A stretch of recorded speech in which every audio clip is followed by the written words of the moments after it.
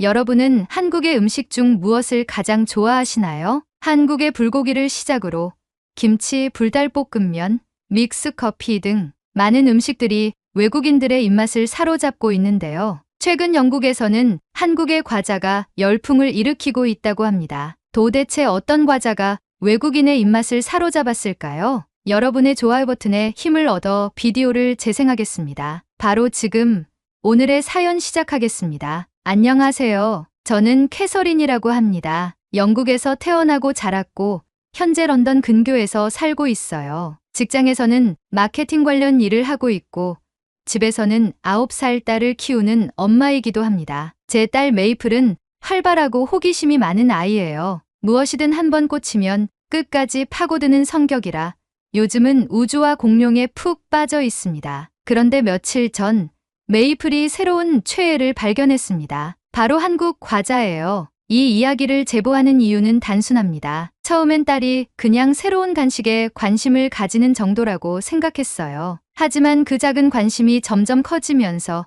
결국 우리 가족의 생활에까지 영향을 미치게 되었죠. 그날은 평소처럼 퇴근하고 현관문을 열었어요. 그런데 외투를 벗기도 전에 메이플이 쏜살같이 달려오더니 두 손을 번쩍 들며 외쳤습니다. 엄마, 오늘 학교에서 한국 과자를 먹었는데 진짜 맛있었어. 갑작스럽게 한국 과자라는 생소한 단어가 튀어나오자 저는 순간 멈칫했습니다. 한국 과자? 응. 유나가 점심시간에 한국 과자를 가져왔어.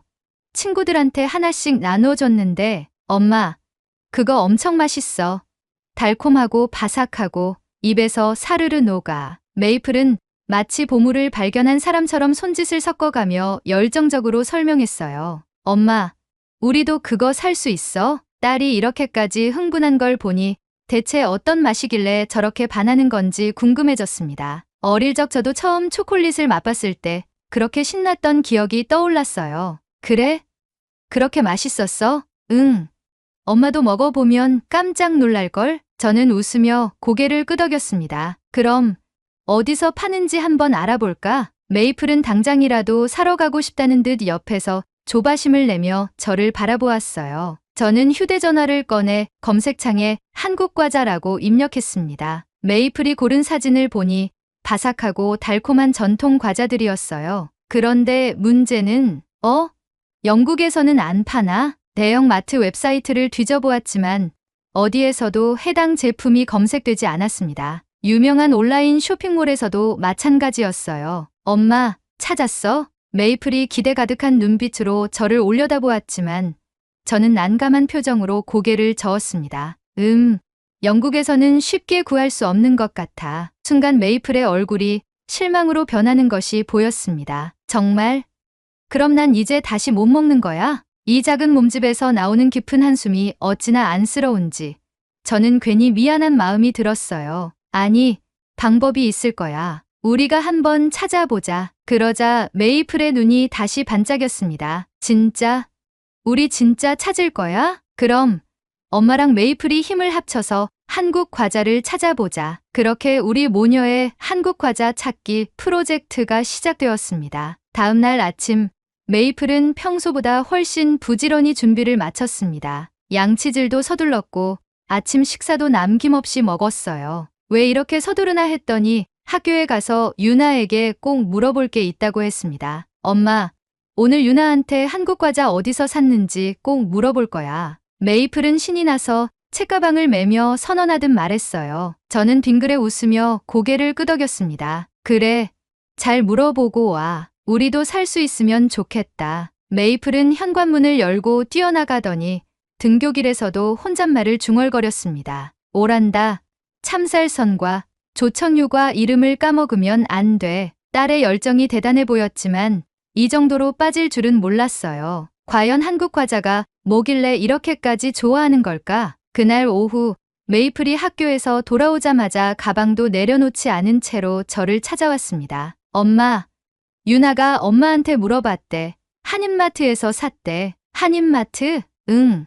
한국 사람들이 많이 가는 가게래. 거기 가면 한국 과자가 있을 거래. 메이플은 손바닥을 맞부딪히며 기뻐했습니다. 드디어 단서를 찾았다는 듯한 표정이었어요. 그럼 우리 주말에 가보자. 제 말이 끝나기가 무섭게 메이플은 자기 방으로 뛰어 들어가더니 종이 한 장을 들고 나왔습니다. 엄마, 여기 내가 살 과자 리스트 적었어. 종이에 또박또박 적힌 글씨가 눈에 들어왔습니다. 저는 놀란 눈으로 메이플을 바라보았습니다. 와, 이렇게까지 준비했어? 그럼 엄마, 우리 꼭 사야 해. 메이플은 진지한 표정으로 제 손을 꼭 잡았습니다. 저는 웃으며 딸의 손을 토닥였습니다. 알겠어. 이번 주말에 한인마트로 가보자. 하지만 이 작은 사건이 우리 가족의 일상에 어떤 변화를 가져올지 그때는 전혀 예상하지 못했습니다. 주말이 되자 메이플은 아침부터 들떠 있었습니다. 눈을 뜨자마자 거실로 뛰어나와 저를 깨우며 말했어요. 엄마, 오늘 한인마트 가는 날이야. 빨리 준비하자. 아침잠이 많은 메이플이 이렇게 일찍 깨우는 건 정말 드문 일이었어요. 저는 졸린 눈을 비비며 웃었습니다. 그래. 먼저 아침 먹고 가야지. 알겠어. 근데 빨리 먹고 가자. 아침 식사를 마치자마자 메이플은 이미 외출 준비를 끝내고 저를 재촉했어요. 저는 딸의 열정을 보며 피식 웃었습니다. 한국 과자가 그렇게 먹고 싶은 거야? 응. 엄마도 먹어보면 알게 될 거야. 한인마트는 차로 30분 거리에 있었습니다. 영국에서는 한인마트가 많지 않아 일부러 시간을 내야 했어요. 메이플은 차 안에서도 창밖을 보며 손에 든 메모지를 확인하고 있었습니다. 오란다, 참쌀선과 조청유과, 약과 엄마. 이거 다 찾을 수 있겠지? 가봐야 알겠지만 분명 하나쯤은 있겠지. 드디어 한인마트에 도착했습니다. 문을 열고 들어서자 익숙한 영국 마트와는 전혀 다른 분위기가 느껴졌어요. 한국어가 적힌 간판들이 가득했고 매장 안에는 한국식 라면, 김치, 냉동만두 같은 다양한 식료품들이 정리되어 있었습니다. 메이플은 바로 과자 코너로 달려갔어요. 진열대를 살피며 하나하나 확인하더니 금세 고개를 갸웃했습니다. 엄마, 여기엔 우리가 찾는 과자가 없는데? 저도 함께 진열대를 살펴보았지만 메이플이 적어온 리스트에 있는 과자들은 보이지 않았어요. 초코파이나 새우깡 같은 한국 과자들은 있었지만 메이플이 찾던 오란다나 약과는 없었습니다. 메이플의 표정이 점점 실망으로 변하기 시작했어요. 이렇게까지 구하기 힘든 거야? 저는 안타까운 마음에 직원에게 물어보기로 했습니다. 저기요, 혹시 오란다나 참쌀선과 같은 한국 전통 과자는 여기 없나요? 점원이 고개를 끄덕이며 대답했습니다. 가끔 들어오긴 하는데 인기 있는 제품이라 재고가 일정하지 않아요. 다음 주쯤 다시 확인해 보시는 게 좋을 것 같아요. 메이플은 풀이 죽어 저를 바라보았습니다. 그럼 오늘은 못 사는 거야? 저는 메이플의 작은 어깨를 다독이며 말했습니다. 오늘은 못 샀지만 다른 방법을 찾아보자. 엄마가 온라인으로도 한번 찾아볼게. 그러자 메이플의 얼굴에 다시 희망이 떠올랐습니다. 정말? 온라인으로도 살 수 있어? 응. 방법이 있을 거야. 포기하지 말자. 집으로 돌아오는 길, 메이플은 차 안에서 한숨을 푹 쉬었습니다. 엄마, 한인마트에도 없으면 대체 어디서 사야 해? 딸의 실망한 목소리를 들으니 괜히 미안한 마음이 들었어요. 저는 운전대를 잡은 채 부드럽게 말했습니다. 한인마트에는 가끔 들어온다고 했으니까 다음 주쯤 다시 가볼 수도 있고 일단 온라인에서 찾아보자. 분명 방법이 있을 거야. 집에 도착하자마자 메이플은 양말도 벗지 않고 소파에 털썩 주저앉았어요. 엄마, 빨리 검색해봐. 저는 노트북을 열고 한국 전통과자 해외 배송, 오란다 해외 직구 같은 키워드로 검색하기 시작했습니다. 몇몇 해외 배송 쇼핑몰에서 한국 과자를 판매하고 있었어요. 메이플, 여기 봐. 한국에서 직접 배송해주는 사이트가 있네. 메이플은 반짝이는 눈으로 화면을 들여다보았습니다. 정말?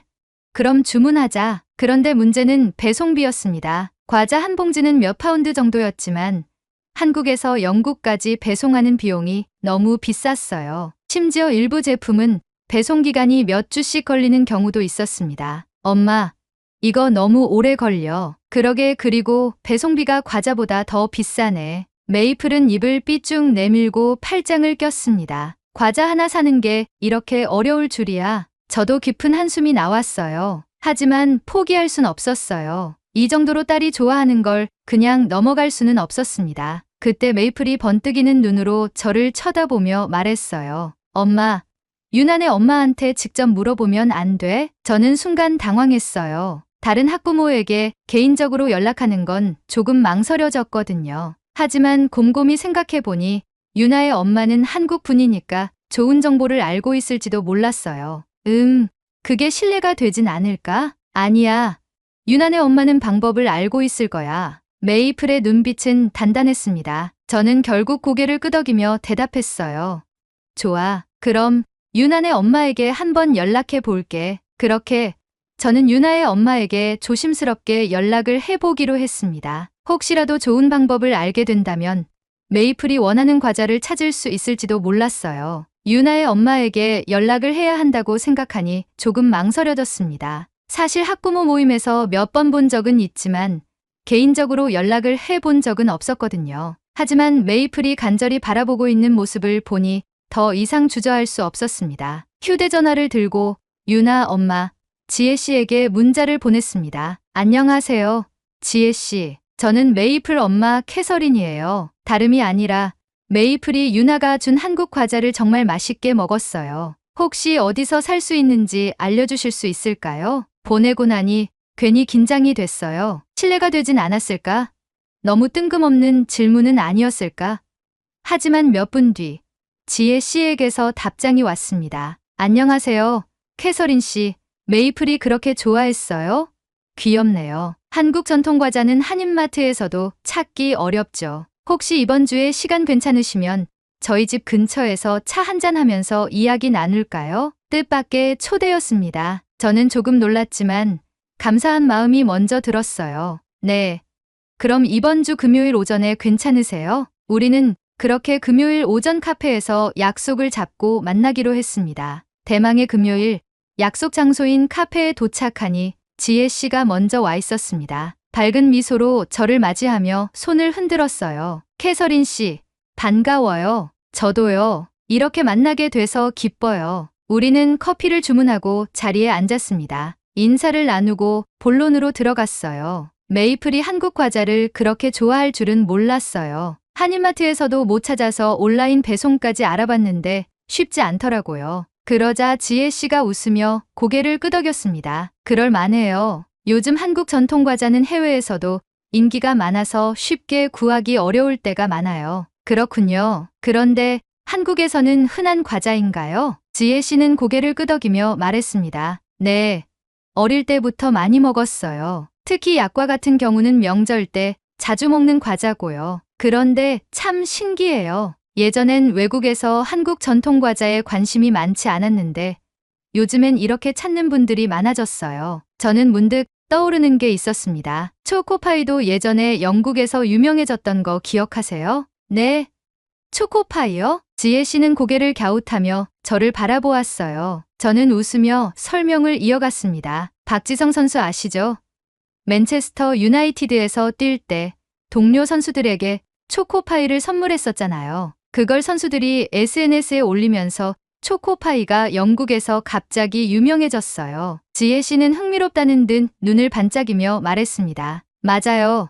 그 덕분에 초코파이가 유럽에서 꽤 알려졌죠. 저는 커피를 한 모금 마시며 생각에 잠겼습니다. 음식이 문화가 되고 입소문이 나면 자연스럽게 퍼지는 거죠. 한국 전통 과자도 그렇게 될 가능성이 있을까요? 지혜 씨는 살짝 미소 지으며 말했습니다. 충분히 가능하죠. 메이플처럼 한국 과자를 좋아하는 아이들이 많아지면 자연스럽게 확산될 거예요. 그 말을 들으니 문득 기대감이 생겼습니다. 혹시 메이플이 시작한 이 작은 관심이 더 큰 변화를 만들 수도 있을까요? 그때 지혜 씨가 가방에서 무언가를 꺼냈습니다. 아, 이거 드리려고 가져왔어요. 메이플이 좋아할 것 같아서요. 작은 상자 안에는 오란다, 참쌀선과 조청유과, 그리고 약과까지 들어있었습니다. 이걸 저희한테 주시는 거예요? 그럼요. 메이플이 그렇게 좋아한다는데 그냥 넘어갈 수 없죠. 너무도 감사한 마음에 어쩔 줄 몰랐어요. 정말 감사합니다.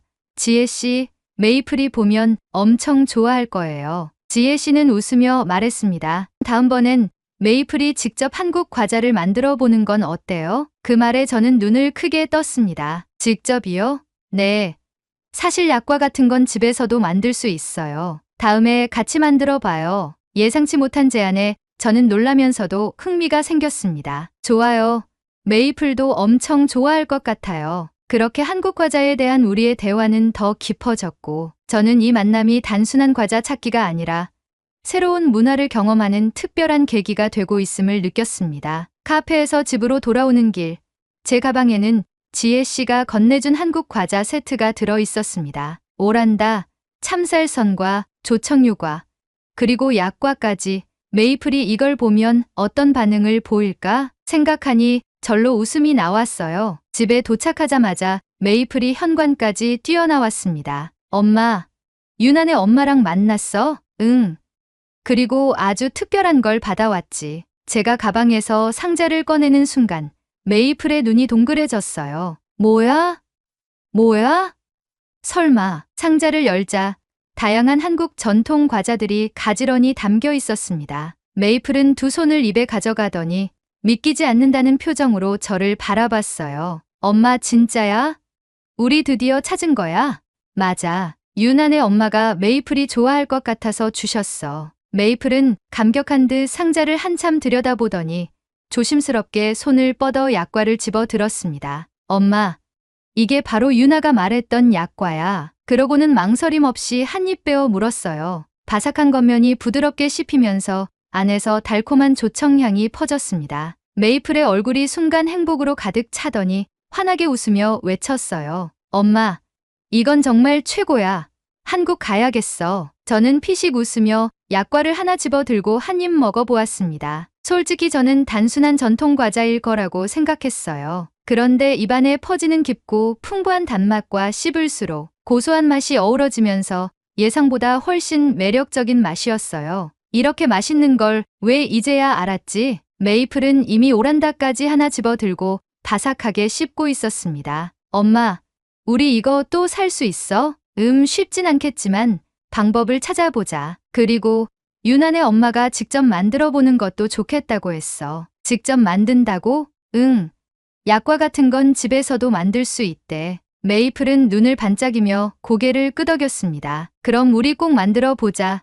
유난의 집에서 만드는 거지? 그렇게 한국 과자는 단순한 간식을 넘어서 우리 가족의 새로운 경험으로 이어지고 있었습니다. 저는 문득 이 작은 관심이 앞으로 어떤 변화를 가져올지 기대되기 시작했습니다. 며칠 후 학교에서 열린 학부모 모임에 참석하게 되었습니다. 저녁에 메이플과 함께 약과를 만들기로 한 계획도 있었지만 오늘은 단순히 다른 부모들과 가벼운 대화를 나누는 자리였어요. 모임이 시작되고 아이들 교육과 관련된 이야기가 오가던 중 자연스럽게 간식과 음식 이야기가 나왔습니다. 요즘 애들이 이상하게 군것질을 많이 하더라고요. 특히 우리 애는 요즘 새로운 과자에 꽂혔어요. 한 학부모가 고개를 저으며 말했습니다. 저는 별 생각 없이 듣고 있었는데 옆에 있던 또 다른 학부모가 맞장구를 쳤어요. 우리 애도 그래요.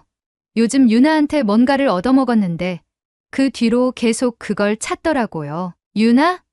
저는 순간 귀를 기울였습니다. 혹시 한국 과자 말하는 거예요? 제가 묻자 그 학부모가 눈을 크게 뜨며 고개를 끄덕였습니다. 맞아요. 이름이 뭐였더라? 오란다? 약과? 뭐 그런 거였어요. 이 말을 듣고 저는 웃음이 터졌습니다. 우리 메이플도 똑같아요. 한국 과자에 완전히 빠졌어요. 한인마트를 찾아가고 온라인 쇼핑몰까지 뒤져봤지만 구하기가 쉽지 않더라고요. 그러자 다른 부모들도 하나둘씩 고개를 끄덕이며 대화를 이어갔습니다. 맞아요. 저희도 한인마트 갔다가 다 팔려서 못 샀어요. 한국 과자가 이렇게 인기 있는지 몰랐어요. 그때 한 부모가 흥미로운 이야기를 꺼냈습니다. 근데 SNS에서 누가 한국 과자 먹는 걸 올렸더니 댓글이 엄청 달리더라고요. 다들 어디서 사냐고 묻던데요. 저는 문득 유나 엄마에게 말한 한국의 초코파이가 영국에서 유행했던 일이 떠올랐습니다. 박지성 선수가 맨체스터 유나이티드에서 뛸 때 동료들에게 초코파이를 나눠줬고 선수들이 이를 SNS에 올리면서 자연스럽게 초코파이가 영국에서 유명해진 사건이었죠. 음식이 문화가 되고 입소문이 나면 자연스럽게 퍼지는 거죠. 제 말에 모두가 고개를 끄덕였습니다. 한국 과자도 그렇게 될 가능성이 있겠네요. 충분히 가능하죠. 지금 우리 애들만 봐도 벌써 이렇게 열광하는데요. 모임이 끝나갈 무렵 저는 문득 우리 동네에서 한국 과자가 점점 익숙해지고 있다는 걸 실감했습니다. 처음엔 메이플 혼자만 좋아했던 것이 어느새 주변 아이들과 학부모들까지 관심을 갖게 된 거였어요. 그리고 저는 생각했습니다. 어쩌면 한국 과자는 단순한 간식이 아니라 문화의 일부로 자리 잡을 수도 있겠어. 학부모 모임이 끝난 후 저는 문득 떠올랐습니다. 한국 과자에 대한 관심이 이렇게 커지고 있다면 우리도 메이플이 한국 과자를 좋아하는 모습을 한번 기록해 보면 어떨까 하는 생각이요. 집으로 돌아가 현관문을 열자마자 메이플은 유난의 집에 가기 위한 준비를 모두 마치고 현관에서 저를 맞이했어요. 엄마, 바로 유난의 집으로 갈 거지? 오늘 약과 만들기로 한 날이잖아. 저는 웃으며 고개를 끄덕였습니다. 그래, 우리도 작은 선물을 준비하자. 유난의 가족이 우리를 초대해 줬으니까. 메이플과 함께 작은 꽃다발과 선물용 디퓨저를 준비하고 유난의 집으로 향했습니다. 유난의 집에 도착하니 지혜 씨가 따뜻한 미소로 맞아주었습니다. 캐서린 어서 오세요. 메이플, 오늘 약과 만들 생각에 신났지? 네, 진짜 기대돼요. 거실로 들어서자 유나가 환하게 웃으며 메이플을 반겼습니다. 주방에는 이미 재료들이 준비되어 있었습니다. 지혜 씨는 앞치마를 두른 채 설명을 시작했습니다. 약과는 만드는 과정이 조금 손이 가지만 제대로 만들면 정말 맛있어요. 먼저 반죽부터 해볼까요? 메이플과 유나는 작은 손으로 밀가루와 참기름을 섞기 시작했습니다. 손끝에 밀가루가 잔뜩 묻었지만 둘 다 신나 보였어요. 메이플이 웃으며 반죽을 주물렀고 유나도 같이 따라하며 즐거워했습니다. 반죽을 둥글게 빚은 후 밀대로 펴고 모양을 잡아 나갔습니다. 지혜 씨가 약과 특유의 패턴을 만들기 위해 포크로 찍어주는 방법을 보여주자 메이플과 유나는 마치 놀이하듯 따라했어요. 이제 기름에 튀길 차례예요. 지혜 씨가 반죽을 조심스럽게 기름 속에 넣자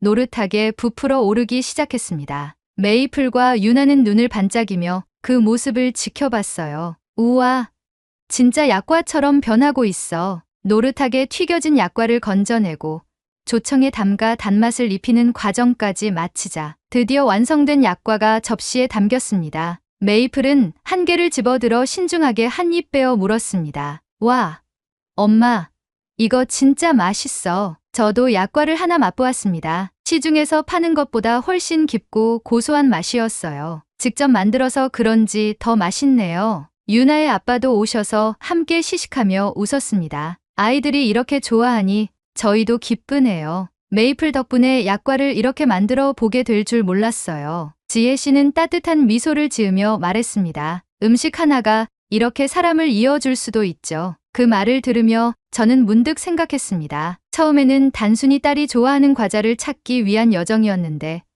어느새 우리는 한국 가정에서 함께 요리를 하고 문화를 나누고 있었습니다. 메이플이 유나와 맛있게 약과를 먹는 모습을 보며 저는 사진을 찍고 짧은 영상을 하나 찍었습니다. 딸이 직접 만든 한국 과자 약과, 요즘 한국 과자에 빠진 메이플, 그리고 가볍게 SNS에 올렸어요. 그냥 소소한 일상을 기록하는 정도로 생각했죠. 그런데 다음날 아침 저는 깜짝 놀랐습니다. 제 게시물에는 엄청난 댓글과 반응이 달려 있었습니다. 이거 어디서 사요? 저도 한국 과자 먹고 싶어요. 약과가 이렇게 맛있는 거였어요? 특히 영국에 사는 부모들뿐만 아니라 다른 나라에서도 관심을 보이고 있었습니다. 그리고 가장 놀라운 것은 한인마트에서도 약과와 오란다가 빠르게 품절되기 시작했다는 거였습니다. 엄마, 학교에서 친구들이 자기들도 유난해에서 약과 만들고 싶다고 난리 났어. 메이플은 흥분한 목소리로 소식을 전했습니다. 저는 그 말을 들으며 문득 깨달았습니다. 처음에는 딸이 한국 과자를 좋아하게 되면서 시작된 작은 관심이었어요. 하지만 이제는 우리 가족뿐만 아니라 주변 사람들에게까지 영향을 미치고 있었어요. 한국 과자는 단순한 간식을 넘어서 사람들을 연결하고 새로운 문화를 알리는 하나의 매개체가 되고 있었어요. 메이플이 가방을 내려놓고 말했어요. 엄마, 우리 다음엔 한국에 가서 다른 과자들도 먹어보자. 그 모습을 바라보며 저도 활짝 웃었습니다. 그래, 우리 다음엔 꼭 한국에 가보자. 우리는 메이플이 방학을 맞이하면 남편과 함께 한국으로 여행을 가보려고 해요. 한국에 인기 있는 과자들이 있다면 추천해 주세요. 메이플이 정말 좋아할 것 같아요. 벌써부터 한국 과자들과 한국의 음식들이 기대가 됩니다. 긴 글 읽어주셔서 감사해요. 오늘의 사연은 여기까지입니다. 저도 약과와 참쌀선과를 정말 좋아하는데요. 약과의 단맛과 참쌀선과의 짭조름한 맛이 궁합을 이루니 같이 드셔보시길 추천합니다. 여러분이 생각하는 최고의 한국 과자가 무엇인지 댓글로 남겨 감동 비디오의 마지막을 장식해주세요. 오늘의 비디오가 공감이 되신다면 구독, 좋아요 한 번씩 부탁드리겠습니다. 그리고 여러분의 댓글은 제게 큰 힘이 됩니다. 다음엔 더 흥미로운 사연으로 여러분을 찾아뵙겠습니다. 시청해주셔서 감사합니다. 혹시 한국이 중국의 속국이라는 것을 아시나요? 호주의 멜버른에서 한 유튜버가 시민들을 상대로 인터뷰를 하고 있습니다. 시민들은 모두 중국이라고 대답하고 있는데요. 그러던 중 멜버른의 한 거리가 시끌벅적해지기 시작합니다. 오늘의 주인공도 이 자리에 있었는데요. 도대체 무슨 일이 있었던 것일까요? 바로 지금 사연을 들어보겠습니다. 오늘의 사연 시작합니다. 안녕하세요. 저는 호주 멜버른 대학교에서 경제학을 전공하고 있는 엘리라고 합니다. 얼마 전 한국의 경제 성장에 관한 강의를 듣다가 그 수업에서 아주 충격적인 사건을 겪었어요.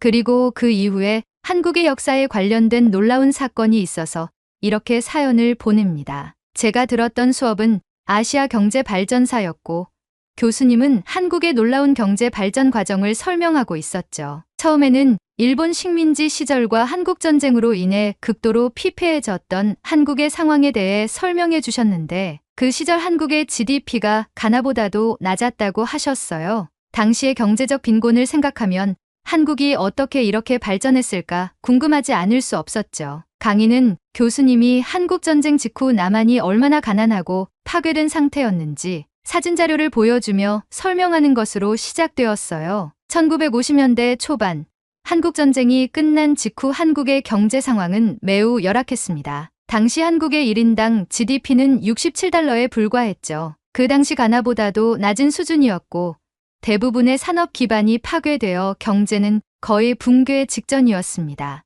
교수님의 설명은 제게 크나큰 충격이었어요. 저 같은 외국인 학생들에게는 그 당시 한국의 어려움이 쉽게 상상이 되지 않았어요. 우리가 보는 한국의 시각은 성공한 한국 문화와 기술력을 바탕으로 한 선진국 한국의 모습이니까요. 교수님이 다시 목소리를 높였어요. 그러나 한국은 이후 놀라운 경제 성장을 이루었습니다. 1960년대에 들어서면서 한국 정부는 경제개발 5개년 계획을 통해 수출 중심의 산업화를 추진했고 1970년대 중화학공업이 본격적으로 발전하기 시작했습니다. 철강, 조선, 전자산업이 한국 경제의 기반이 되었죠. 교수님은 한국의 성장을 더욱 강조했어요. 1980년대와 1990년대에 들어서면서 한국은 IT와 전자산업에서 세계적인 경쟁력을 갖춘 나라로 성장했고 오늘날 한국은 반도체, 스마트폰, 자동차 같은 첨단 기술 분야에서 세계를 선도하는 국가가 되었습니다. 지금 한국의 GDP는 약 1조 6천억 달러에 달하게 되고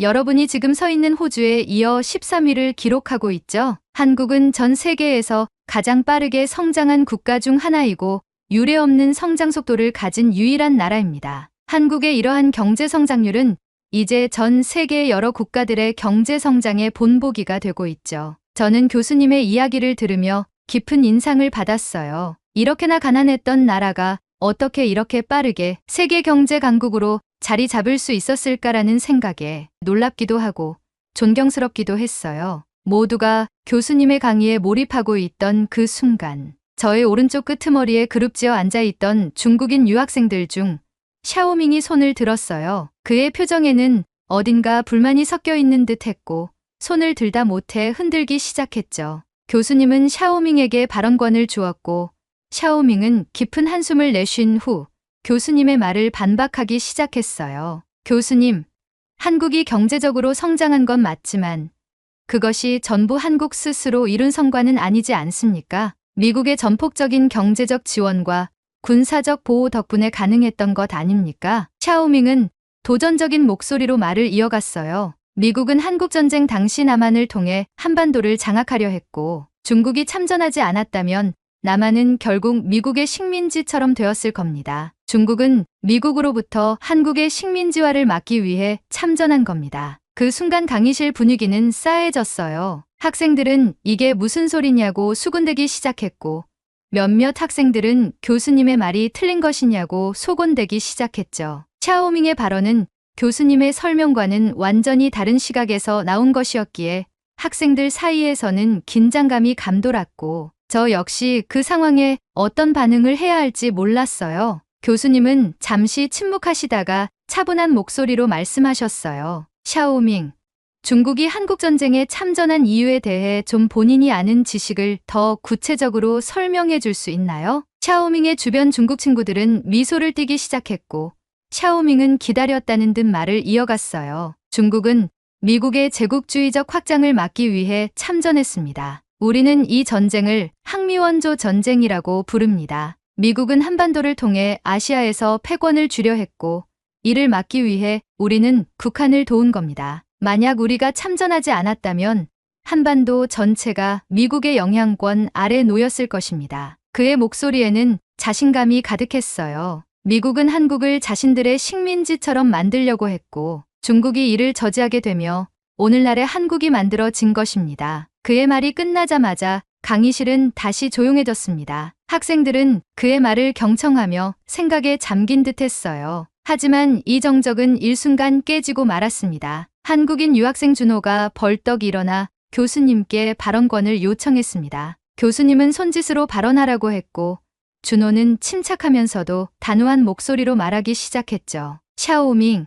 한국전쟁은 북한이 소련과 함께 한반도의 공산주의화를 위해서 남한을 먼저 침공하면서 시작된 전쟁입니다. 남한은 미국을 비롯한 유엔군의 지원을 받아 공산화를 막기 위해 싸웠습니다. 중국은 북한의 동맹으로서 참전한 것이고, 결과적으로 북한의 체제를 유지하게 만들었죠. 중국의 참전이 남한을 돕거나 한반도의 자유를 지키기 위해서였다는 주장은 설득력이 없습니다. 샤오밍은 준호의 발언에 바로 반박했습니다. 그건 한국의 시각일 뿐입니다. 중국이 없었더라면 한반도는 이미 미국의 손아귀에 들어갔을 것이고, 지금의 한국은 존재하지 않았을 겁니다. 우리는 미국의 패권주의에 맞서 싸운 겁니다. 미국은 한국을 단순히 보호한 게 아니라 자신의 이익을 위해 한국을 이용한 겁니다. 준호는 그 말을 듣고 한숨을 내쉬며 차분하게 답했습니다. 하지만 중국의 참전은 북한을 지원하기 위한 것이었고, 결과적으로 남한은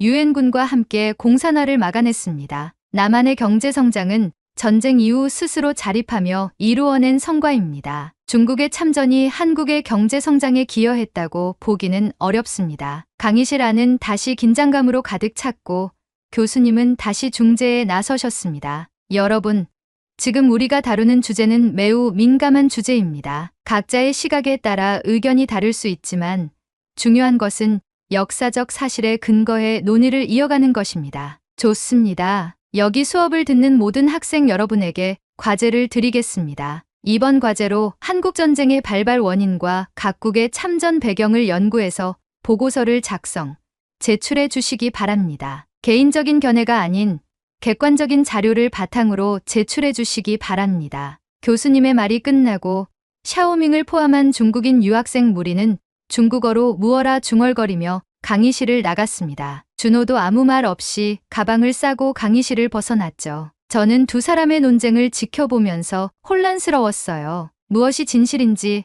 그리고 각국의 시각이 얼마나 다른지를 알고 싶어졌죠. 수업이 끝난 후 저는 혼란스러운 감정을 느꼈어요. 중국인 유학생 샤오밍과 한국인 유학생 준호의 논쟁은 생각보다 복잡했고, 무엇이 진실인지 확신할 수 없었죠. 교수님이 내주신 과제가 이 둘의 논쟁으로 만들어진 과제이다 보니 귀찮으면서도 짜증이 나긴 했어요. 양국의 다툼을 왜 굳이 강의실까지 끌고 들어와 싸움을 하고 다른 학생들에게 과제를 던져주면서 피해를 입히는지 이해가 가지 않았죠. 하지만 교수님이 내주신 과제이고 성적에 반영이 될 것이기 때문에 샤오밍과 준호가 밉긴 했지만 과제는 수행해야겠다는 다짐을 하고 하교를 했습니다. 집에 도착한 저는 중국과 한국의 역사 다툼에 대해 궁시렁거리며 침대에 누워있다가 과연 누구의 주장이 맞는지 한번 찾아보고 과제를 얼른 끝내자는 마음으로 컴퓨터 앞에 앉았어요. 저는 먼저 한국전쟁의 발발 원인부터 조사해보기로 했어요. 처음엔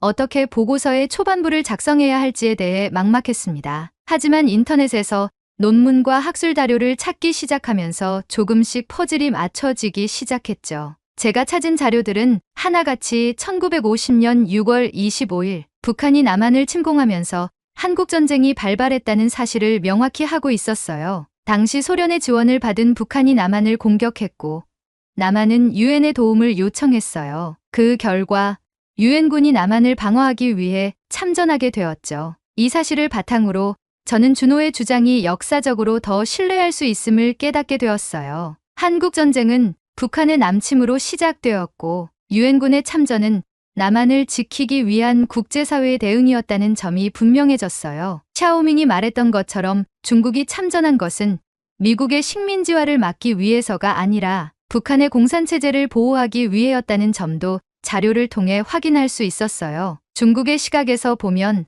한국전쟁을 항미원조 전쟁이라고 부르며 미국의 제국주의 확장을 저지하기 위한 전쟁으로 묘사하고 있었지만 제가 조사한 객관적인 자료들은 중국의 참전이 북한을 돕기 위한 군사적 개입이라는 사실을 더 강하게 뒷받침하고 있었어요. 중국은 1950년 10월 전쟁에 참전하여 남한과 유엔군이 북한을 완전히 점령하지 못하게 도왔다는 사실도 알게 되었죠. 이 과정에서 저는 중국과 미국의 대립이 한반도에서 어떻게 전개되었는지도 깊이 이해하게 되었어요. 미국은 남한을 지지하는 유엔군을 통해 한반도의 공산화를 막으려 했고 중국은 소련과 함께 북한의 공산체제를 지키려 했습니다. 이런 국제적 대립이 전쟁을 더욱 길어지게 만들었고 이로 인해 한국 땅은 폐허가 되고 있었죠. 또한 저는 휴전협정에 대한 자료를 찾아보면서 전쟁의 결과가 양측의 명확한 승리가 아닌 휴전 상태로 마무리되었다는 점도 다시 확인할 수 있었어요. 1953년 7월에 체결된 정전협정은 전쟁을 종식시키지 못한 채 한반도를 38도선을 중심으로 남북으로 나눈 경계를 그대로 유지하게 만들었고 그 결과 남한과 북한은 현재까지도 휴전 중인 갈등 상태에 놓여 있다는 것도 알게 되었죠. 이 모든 사실을 조사하면서 저는 샤오밍의 주장이 역사적 사실과는 어느 정도 거리가 있다는 결론에 도달했어요. 중국이 참전한 이유는 미국의 식민지화를 막기 위한 것이 아니라 북한의 붕괴를 막고 공산주의 체제를 보호하기 위한 것이었다는 점이 명확해졌죠. 반면 준호의 주장은 전쟁 발발 원인과 참전 배경에 대한 역사적 사실과 일치했어요. 샤오밍이 말한 미국의 식민지화 주장은 중국 내부에서 미국의 제국주의에 대한 반발에서 나온 것이지만 이는 당시 국제사회의 시각과는 많이 다르다는 사실을 깨닫게 되었습니다. 당시 미국은 한반도를 식민지로 만들려는 것이 아니라 공산주의 확산을 막고자 했던 냉전 구도의 일환으로 남한을 지원한 것이었죠. 게다가 중국 내에서 이러한 전쟁에서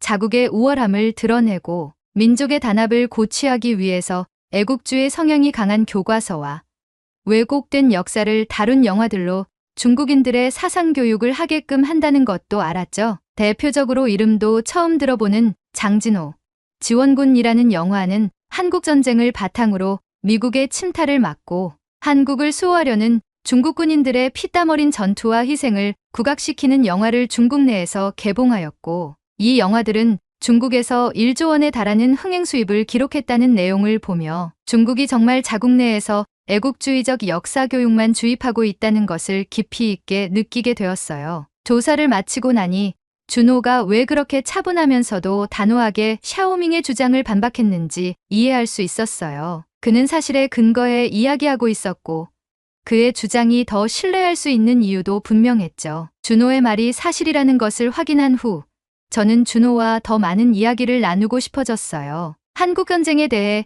조사를 하면서 얻은 정보들이 준호의 주장과 일치한 점에서 내가 만약 준호였다면 저렇게 자신 있게 얘기할 수 있었을까 하는 의문이 들며 자국의 진실된 역사를 지키려 한 준호가 멋져 보였죠. 타국에게는 어떻게 보면 진지하게 생각할 수 있는 역사를 남의 일이라 생각하며 짜증내고 귀찮아하고 무시하려 했던 제 자신이 부끄러웠습니다. 반성하는 의미로 준호와 이야기를 나누며 미안함의 식사 한 끼를 대접하고 싶었죠. 그래서 전 준호에게 연락을 했습니다. 안녕, 준호, 수업 때 내가 했던 말이 정말 인상 깊었어. 사실 내가 과제를 준비하면서 내 말이 다 맞았다는 걸 알게 됐어. 혹시 한국에 대해 더 이야기 나눌 수 있을까?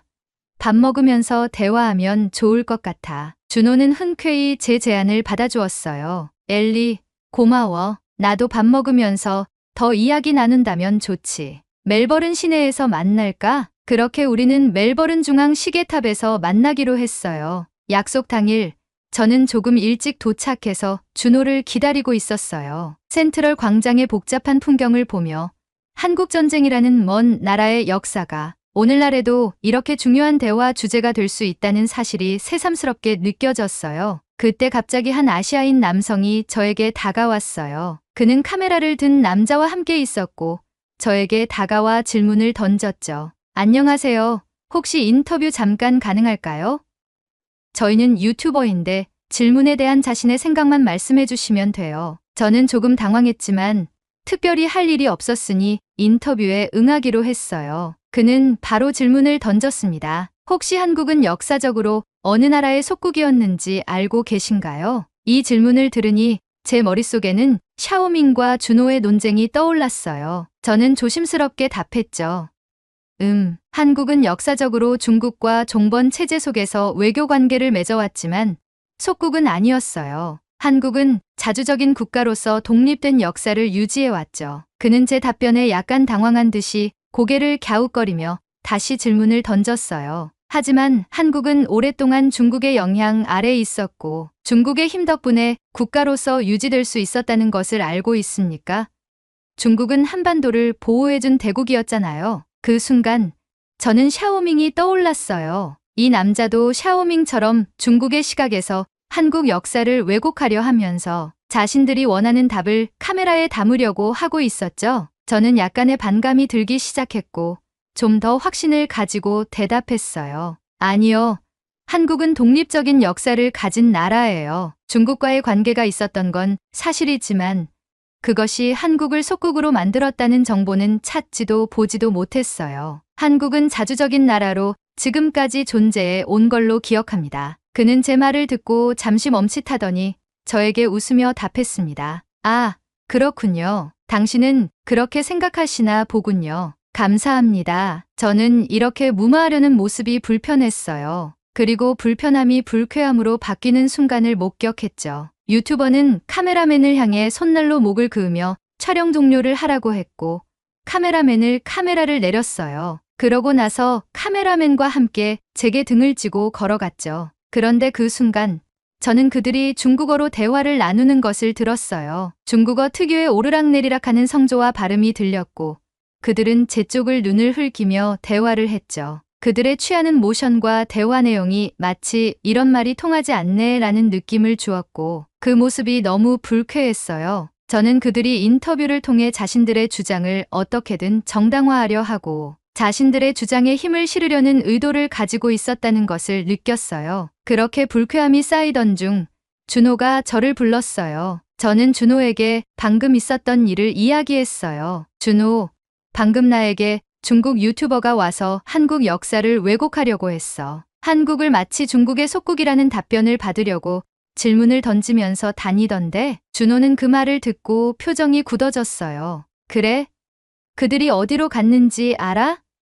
나도 그들한테 이야기 좀 하고 싶다. 저는 그들이 떠난 방향을 가리켰어요. 준호는 순간 주저하지 않고 그 방향으로 걸음을 옮겼고 저도 뒤따라갔어요. 준호와 함께 그 유튜버들을 찾으러 가면서 제 마음은 복잡했어요. 분명히 그들은 역사적 사실을 왜곡하고 있었고 엉뚱한 정보를 다른 외국인들에게 심어주려 하고 있었죠. 준호도 그들이 전하고 있는 메시지에 대해 분노하고 있었기 때문에 그들을 그냥 놔두고 싶지 않아 했어요. 저 사람들이야. 저는 손가락으로 그들을 가리켰어요. 유튜버들은 또 다른 사람에게 인터뷰를 시도하고 있었어요. 준호는 발걸음을 서두르더니 그들에게 다가갔어요. 유튜버가 인터뷰를 마치고 장비를 정리하려는 순간 준호는 인터뷰를 한 백인 여성에게 직접 말을 걸었어요. 잠시만요.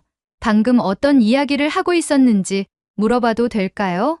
준호의 목소리는 차분했지만 그 속엔 단호함이 깃들어 있었어요. 백인 여성은 말했어요. 한국이 과거 어느 나라의 속국이었는지 물어보던데요. 저는 중국 아니면 일본이라고 답했어요. 준호의 표정은 일그러졌고 유튜버를 노려보기 시작했어요. 유튜버는 잠시 당황한 듯한 표정을 지었지만 곧 미소를 띠며 대답했어요. 아, 저희는 한국과 관련된 역사 이야기를 하고 있었습니다. 당신도 인터뷰에 응하려고 온 것인가요? 그러나 준호는 곧바로 본론으로 들어갔죠. 한국을 중국의 속국이라고 주장하셨나요? 그 순간 분위기가 바뀌었어요. 유튜버는 당황한 듯 잠시 말을 멈추더니 어색하게 웃으며 변명하듯 대답했죠. 그렇다고 단정 짓는 건 아니지만 한국과 중국의 역사적 관계에 대해 질문을 던지고 있을 뿐입니다. 많은 사람들이 그런 부분에 대해 잘못 알고 있으니까요. 유튜버의 어색한 변명에 준호의 얼굴은 굳어졌어요. 그는 더 이상 참지 않겠다는 듯 목소리를 낮추며 한 걸음 다가섰습니다. 그렇다고 단정짓지 않으셨다고요? 당신이 던지는 질문은 명백히 왜곡된 사실을 도출하기 위한 질문입니다. 한국은 결코 어느 나라의 속국이었던 적이 없어요. 조선시대와 그 이전에도 한국은 자주권을 가진 나라였고 때로는 중국, 일본과 협약을 맺기도 했지만 속국으로 존재한 적은 없습니다. 당신들이 퍼뜨리고 있는 이 왜곡된 정보는 한국의 역사를 부정하고 국가 간의 다툼이 벌어질 수 있는 중대한 문제입니다. 준호의 목소리에는 차분함과 단호함이 공존하고 있었어요. 하지만 유튜버는 미소를 지으며 말을 잇기 시작했어요. 글쎄요. 역사적 관점에 따라 다를 수 있는 부분 아닐까요? 중국에서는 한국을 속국으로 간주해왔고 우리는 그렇게 배웠습니다. 중국의 역사 교과서에는 한국이 중국의 보호 아래 있었다고 기록되어 있어요. 우리는 그저 외국인들에게 조금 더 다양한 시각을 제공하려는 것뿐이에요. 그 말에 준호의 표정이 굳어졌어요. 그는 조금 더 날카로운 목소리로 대답했죠. 그건 중국이 자국의 시각을 왜곡해서 역사를 자신들에게 유리하게 가르치고 있기 때문입니다. 한국은 수백 년 동안 자주국으로서 독립된 왕조를 유지했으며 조선은 명나라나 청나라와 외교적 관계를 맺었을 뿐 속국이 아니었습니다. 한반도는 중국의 영향 아래 있었던 적이 없습니다. 왜곡된 시각으로 한국을 바라보는 건 중국 하나로 족합니다. 다른 나라까지 역사 논쟁에 끼어들게 하지 마시고 한국의 역사를 왜곡하지 마세요. 준호의 목소리에 분위기는 술렁이기 시작했고 주변에 호주인들이 더 많이 몰려들기 시작했어요. 그들은 준호와 유튜버 간의 팽팽한 대화를 흥미롭게 지켜보고 있었고 몇몇 사람들은 저에게도 다가와 속삭였어요. 싸우는 거야? 한국과 중국 이야기 같은데? 저는 대답했습니다. 네. 중국인들이 한국을 자신들의 속국으로 묘사하려고 외국인들에게 유도 질문을 하고 있었어요. 그런데 한국인이 그걸 정면으로 반박하는 중이에요. 사람들은 점점 더 몰려들었고 상황은 긴장감이 고조되었습니다. 유튜버는 말이 막힌 듯 잠시 침묵하더니 마지막으로 목소리를 높였습니다. 저기요. 한국은 중국의 속국이었어요. 우리는 역사를 통해 배워왔습니다. 땅덩어리 작은 약소국인 한국을 중국의 선조들이 어루만져 주며 보호해 주었고 그 덕분에 한국이 중국의 그늘 아래서 무럭무럭 자라 지금까지 존재할 수 있는 거예요. 준호는 그 말을 듣고 더 이상 참지 않았습니다. 준호는 목소리를 높여 매우 단호하게 말했습니다. 중국이 계속해서 왜곡된 정보를 퍼뜨린다면 저는 이 행위를 SNS에 게시하겠습니다. 이제부터 당신의 주장을 촬영하겠습니다. 영상을 게시하여 전 세계 모든 사람들에게 알리겠습니다. 한국은 결코 중국의 속국이 아니었고 지금도 자주적인 국가로 존재합니다. 중국은 자신의 패권을 정당화하려고 역사를 왜곡하고 있는 거예요. 중국 유튜버는 얼굴이 붉어졌고 휴대폰으로 촬영하려는 준호에게 다가가며 하지 말라고 손바닥을 들었습니다. 중국 유튜버의 행동을 위협적으로 보였고 구경하던 호주인 중 한 명이 달려들어 중국 유튜버를 밀쳤습니다. 그리고 소리를 지르기 시작했습니다. 중국은 어딜 가나 불리하면 무력을 쓰려고 하네. 야, 여긴 호주야. 너희 나라랑 다르다고. 경찰 불러서 호주의 법으로 처벌하기 전에 당장 꺼져. 넘어진 유튜버는 당황했고 주변 사람들도 목소리를 높여 말하기 시작했습니다. 중국인 꺼져. 너희는 지구의 바퀴벌레 같은 족속들이야. 수많은 호주인들은 유튜버에게 손가락질하며 그를 비난하기 시작했어요. 분위기는 험악해졌고 결국 유튜버와 그의 카메라맨은 장비를 급하게 챙겨 도망갔습니다. 관중들은 환호했고 준호에게 괜찮냐며 도움의 손길을 내보냈습니다. 괜찮아요? 한국이 중국한테 질투를 많이 받네. 한국이 너무 잘나서 그런 거예요. 웃어 넘기세요. 준호는 고개를 끄덕이며 감사함을 표현했어요. 관중들은 준호의 옷을 털어주고 인사를 하고 자신들이 갈 길을 갔어요. 저는 준호를 챙기고 준호는 이렇게까지 상황을 만들어 미안하다고 했죠. 저는 괜찮다고 말하고 맛있는 거나 먹으러 가자고 말하며 준호를 이끌고 식당으로 이동해 자리에 앉았습니다. 주문을 하고 잠시 후 준호가 깊은 생각에 잠긴 듯 말을 이어갔습니다. 왜 중국은 자꾸 역사를 왜곡하려고 할까? 한국을 그들의 속국으로 묘사하려는 이유는 뭘까? 저는 물끄러미 그를 바라보며 대답했어요. 그들은 아마 자신들의 역사적 정당성을 강화하기 위해서 그렇게 하는 것 아닐까? 자신들이 전 세계에서 당당해지기 위해서 한반도를 재료 삼아 강력한 힘을 가지고 있었다는 걸 부각시키려고 하는 것 같아. 준호는 고개를 끄덕이며 말했어요. 맞아. 중국은 늘 주변국들에 대한 패권을 자랑하고 싶어 했어. 한국전쟁도 마찬가지야. 중국은 자신들이 미국의 패권을 막기 위해 참전했다고 주장하지만 실제로는 북한을 지원해 남한을 침략하려고 했던 거지. 그들은 계속해서 자국의 역할을 미화하고 있어. 저는 그의 말에 고개를 끄덕이며 대답했어요. 맞아. 그들이 자신들의 역할을 미화하기 위해서 역사를 왜곡하려고 해도 진실을 아는 사람들은 이를 바로잡아야지. 아마 교수님께서도 진실을 모든 학생이 깨닫길 바라는 마음에서 과제를 준 것 같아. 과제하면서 나 역시 많이 반성했거든. 준호는 왜 반성했냐고 물었고 저는 과제를 하게 만든 샤오밍과 준호가 미웠다고 말했어요. 그러자 준호는 웃으며 제게 미안하다고 했어요. 저는 아니라며 손사래를 치고 우리는 그렇게 웃으며 식사를 했어요. 식사를 다 마쳐갈 때쯤 준호는 마지막으로 한마디를 덧붙였어요. 역사를 잊은 민족에게는 미래가 없다라는 말이 있어. 전 세계에 살고 있는 모두가 역사를 바로 알고 그 진실을 지켜야 미래도 지킬 수 있다고 난 생각해. 저는 말없이 준호의 말에 고개를 끄덕였어요. 식사를 마치고 준호와 학교에서 보자고 말하며 헤어지고 난 후 집으로 가는 길에 저는 준호의 말을 다시 한번 깊이 생각하게 되었습니다. 역사를 잊은 민족에게는 미래가 없다라는 말이 계속 되뇌이며 왜곡으로 난무하는 역사 논쟁을 겪고 있는 나라들에 대한 갈등이 심각하다는 것을 느꼈죠. 이 사건을 겪으며 저는 역사를 단순한 학문적 호기심을 넘어서 진실을 찾아가고 밝혀야 한다는 생각으로까지 발전하게 되었어요. 한국은 일본과 중국 사이에 위치해 있어서 중국과 일본의 역사 왜곡에 시달린다는 말을 들었어요. 왜곡된 역사를 바라보는 여러분의 입장은 어떤지 궁금합니다. 그리고 모두가 옳다고 하는 진실로서의 발전을 위해선 각 나라가 어떤 목소리를 내어야 할까요? 아무쪼록 한국이 처한 역사 왜곡의 아픔을 잘 딛고 일어나길 바라겠습니다. 저는 한국의 역사를 믿습니다. 제 주변에도 퍼뜨릴 수 있도록 노력할게요. 한국 힘내세요. 오늘의 이야기 어떠셨나요? 중국을 향해 한마디만 하겠습니다. 그렇게 당당하면 중뽕 영화를 전 세계에 상영해보자. 오늘의 이야기에 공감하신다면 구독, 좋아요 한 번씩 부탁드리겠습니다. 다음에 더 좋은 사연으로 찾아뵙겠습니다. 시청해주셔서 감사합니다.